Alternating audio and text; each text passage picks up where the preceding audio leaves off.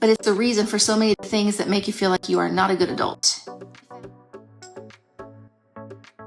Some of you have mentioned, am I imagining this? Like, why is it worse? Why are my symptoms that are like ADHD are worse now that I've been in menopause? And you're not imagining it, and it's very common, and it can just be mimicking ADHD. So you may not have ADHD and just be menopausal. But if you've had ADHD, it's going to make the symptoms worse, and that's why you're going to notice it and say, "Why I haven't had this much trouble with it before?" ADHD and menopause linked, how one affects the other. I have some information that I wanted to share with y'all. Trying to keep the video short in interest of our attention and time that we have. Please comment if you want to know more. It is proven when estrogen levels drop, it affects the levels of the other chemicals in our body, primarily dopamine and serotonin, which are two, that are linked to our emotions and our brain function, that also play a role in ADHD. ADHD primarily being simplified a dopamine deficiency. So obviously that's going to have some effect on it. It can make the ADHD symptoms worse. If you have ADHD, this is when a lot of times ADHD in women is diagnosed, is when we're perimenopausal, because you've coped before just fine and didn't even know you had it. But all of a sudden you're just like, what is going on with my brain? I'm having trouble doing stuff. And it's because it makes those symptoms worsen. That's exactly what happened to me, so I know of which I speak.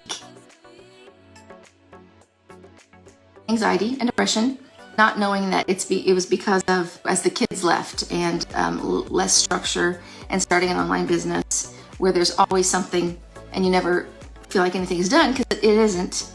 Didn't realize those things were makes me unable to compensate. When we can't compensate anymore. So I decided, you know what, I'm going to go see what a doctor says about it. He's probably going to say, you don't have ADHD, you're not getting any drugs. And I talked about 10 seconds and he said, let's just try you on one of these stimulant medications. And I said, oh, okay.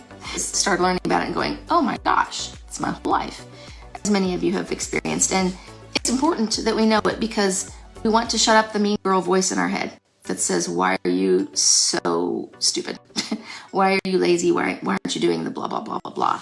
So that's my passion, is educating and learning more about it, because the more we know, even whether it's treated or not treated, you can know that your brain it's something that is a deficit in there. It doesn't work like it should. It's not the worst thing to have, certainly, but it's the reason for so many things that make you feel like you are not a good adult. Found that decreasing levels of estrogen and progesterone during perimenopause can cause ADHD symptoms to become more severe. It's not uncommon for people who had mild ADHD symptoms in their 20s and 30s to report them starting to get worse around age 45. People with ADHD may experience new symptoms or may have trouble managing symptoms that were previously under control. During menopause, here's some symptoms: lack of focus, depression, lack of motivation, aggressiveness, irritability, stress. So those can look like ADHD, they can look like menopause. ADHD will have, in addition to at least one or two of these, being easily distracted, frequently not finishing your tasks, daydreaming, making careless mistakes, having difficulty with organization. Those things are going to pretty much show that you have ADHD. The inattentive type, most of you, not like mine. Appearing to zone out during conversations. These are more symptoms of ADHD, especially the inattentive type that most women present with. Appearing to zone out, difficulty making plans, feeling easily overwhelmed by tasks or projects, inability to commit to a decision. Oh my goodness. Decision fatigue is a real thing. Just throwing that out there. Emotional instability. What? I don't have that. Difficulty with time management. What? Most of you probably struggle with that, like I do. Welcome to the club, the group. So what treatment can we do? What can we do about this?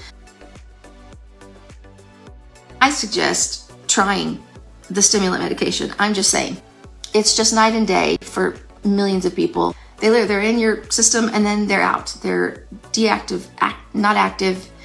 And so you can even try it for a day. Hormone therapy can actually help with ADHD or ADHD symptoms in menopause. Estrogen therapy is sometimes prescribed to treat the symptoms of menopause. It can help also to manage some newly worsened ADHD symptoms. I have just recently started taking estrogen supplements, and I really think it's helping. And then therapy. The best thing is therapy, because you've probably your whole life and not realized it's been this unconscious thing where you just know, I'm not getting it done. What's wrong with me?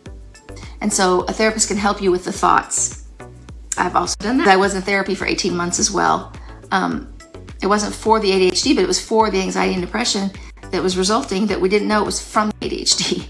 It's all been very helpful, very helpful. I'm grateful for all of it. That's all I know.